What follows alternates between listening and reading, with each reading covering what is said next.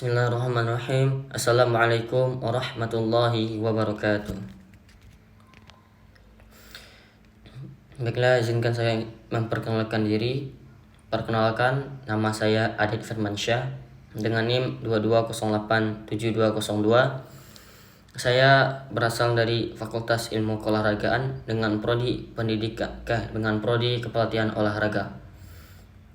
Pada kesempatan kali ini saya akan menjelaskan salah satu materi dari mata kuliah dasar-dasar pendidikan jasmani dan olahraga. Yaitu, adapun materi yang akan saya jelaskan pada kesempatan kali ini adalah konsep olahraga dan pendidikan jasmani, yang terdiri dari pengertian pendidikan jasmani. Yang kedua ada pengertian olahraga, dan yang ketiga adalah ada hubungan olahraga dan pendidikan jasmani, dan yang terakhir saya akan memberikan kesimpulan dari pengertian pembahasan yang saya jelaskan berikut ke depannya. Baiklah, langsung saja tanpa memperpanjang mukadimah, saya akan menjelaskan pengertian pertama, yaitu pengertian dari pendidikan jasmani. Pendidikan jasmani merupakan bagian integral dari sistem pendidikan secara keseluruhan. Oleh karena itu, pelaksanaan pendidikan jasmani harus diarahkan pada pencapaian tujuan pendidikan tersebut. Tujuan pendidikan jasmani tersebut bukan hanya aktivitas jasmani, akan tetapi untuk mengembangkan potensi siswa melalui aktivitas jasmani tersebut. Jadi, pendidikan jasmani ini kita akan diajarkan aturan-aturan dalam melaksanakan praktek olahraga. Pendidikan jasmani ini lebih ke teori, yang mana kita akan diajarkan tentang aturan dalam berolahraga. Olahraganya seluruh macam olahraga, bola basket, bola voli, bola kaki, dan olahraga lainnya. Biasanya pendidikan jasmani ini diajarkan pada sekolah-sekolah dasar, kan tetapi tidak menutup kemungkinan juga diajarkan pada jenjang selanjutnya seperti SMP, SMA, bahkan di kuliah kita juga akan belajar tentang pendidikan jasmani ini. Menurut Ateng 1993 mengemukakan pendidikan jasmani merupakan bagian integral dari pendidikan secara keseluruhan melalui berbagai kegiatan jasmani yang bertujuan mengembangkan secara organik, intelektual, dan emosional. Selanjutnya, saya akan menjelaskan tentang pengertian olahraga.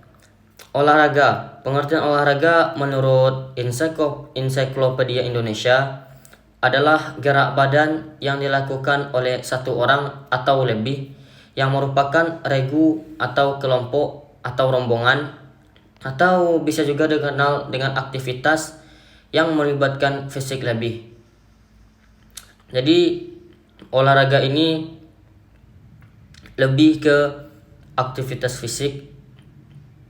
Oleh karena itu, pada zaman dahulu olahraga hanya dituturkan kepada laki-laki saja. Kenapa?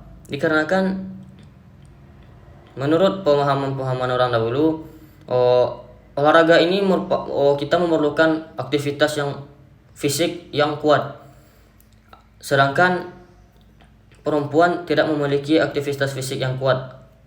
Perempuan memiliki aktivitas yang lemah. Kemudian juga pada zaman dahulu itu, ketika suatu pertandingan atau kompetisi olahraga yang mana pesertanya adalah perempuan, maka kompetisi tersebut tidak menarik menjadi tontonan. Maka dari itu olahraga merupakan suatu aktivitas fisik yang berlebihan, yang mana hanya dituturkan pada laki-laki saja. Itu pada zaman dahulu. Akan tetapi pada saat sekarang ini sudah ada perubahan-perubahan aturan, yang mana ada juga olahraga untuk perempuan, dan itu dikhususkan untuk perempuan. Jadi, pendidikan jasmani yang benar dan olahraga yang benar memberikan sumbangan yang sangat berarti terhadap pendidikan anak secara keseluruhan. Hal nyata yang diperoleh dalam pendidikan jasmani dan olahraga adalah perkembangan yang lengkap meliputi aktivitas fisik, mental, emosi, sosial, serta moral. Saya pribadi percaya bahwa pendidikan jasmani dan olahraga merupakan wahana yang paling patut untuk membentuk manusia yang seutuhnya. Ya, jadi diri saya pribadi percaya bahwasanya olahraga merupakan aktivitas yang paling tepat untuk membentuk manusia yang sempurna. Menurut saya tidak semua orang yang dapat berolahraga dan menghasilkan hasil yang memuaskan. Maka dari itu saya percaya bahwa setiap orang yang berolahraga dan memiliki bentuk fisik yang baik, maka dia telah berhasil dalam mencapai suatu pencapaian yang sangat-sangat hebat, yang mana itu tidak dapat dibeli dengan uang, akan tetapi dengan konsisten dan keinginan diri pribadi atau diri seseorang tersebut. Yang ketiga, ada hubungan olahraga dengan pendidikan jasmani. Jadi di sini saya akan menjelaskan tentang hubungan olahraga dan pendidikan jasmani. Bermain pada intinya adalah aktivitas yang digunakan sebagai hiburan kita. Mengartikan bermain sebagai hiburan yang bersifat fisikal, yang tidak kompetitif. Meskipun bermain tidak harus selalu bersifat fisik, bermain bukanlah berarti olahraga dan pendidikan jasmani. Olahraga di pihak lain adalah suatu bentuk bermain yang terorganisir dan bersifat kompetitif. Beberapa ahli memandang bahwa olahraga semata-mata suatu bentuk permainan yang terorganisasi yang menempatkannya lebih dekat kepada istilah pendidikan jasmani. Akan tetapi pengujian yang lebih cermat menunjukkan bahwa secara tradisional olahraga melibatkan aktivitas kompetitif.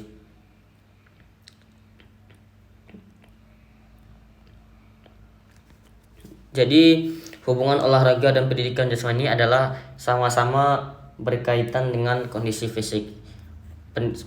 Menurut saya pendidikan jasmani adalah suatu aktivitas yang mana aktivitas tersebut sedikit melibatkan fisik, akan tetapi lebih melibatkan otak, yang mana di sana kita diajarkan tentang tata cara bermain, tata cara mengajarkan tentang aturan-aturan dan yang lain-lainnya. Sedangkan olahraga di sana adalah suatu aktivitas fisik yang mana kegiatan tersebut dilakukan secara praktek, yang mana bisa sendiri, beregu, atau rombongan.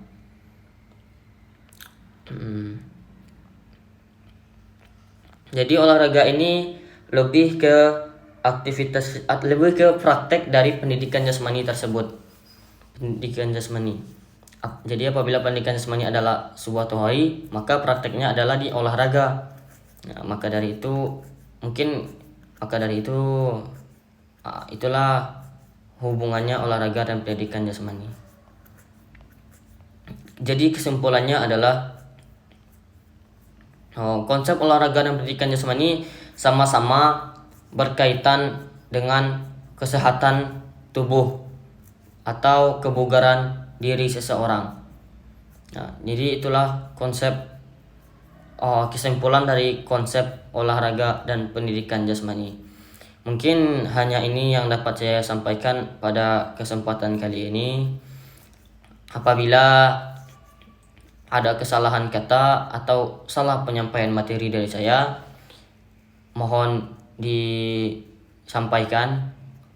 Mungkin itu akan menjadi pelajaran bagi diri saya dan akan saya perbaiki untuk kedepannya. Selanjutnya, tanpa memperpanjang mukadimah, apabila ada saya salah, saya mohon maaf. Wabillahi taufiq wal hidayah. Assalamualaikum warahmatullahi wabarakatuh.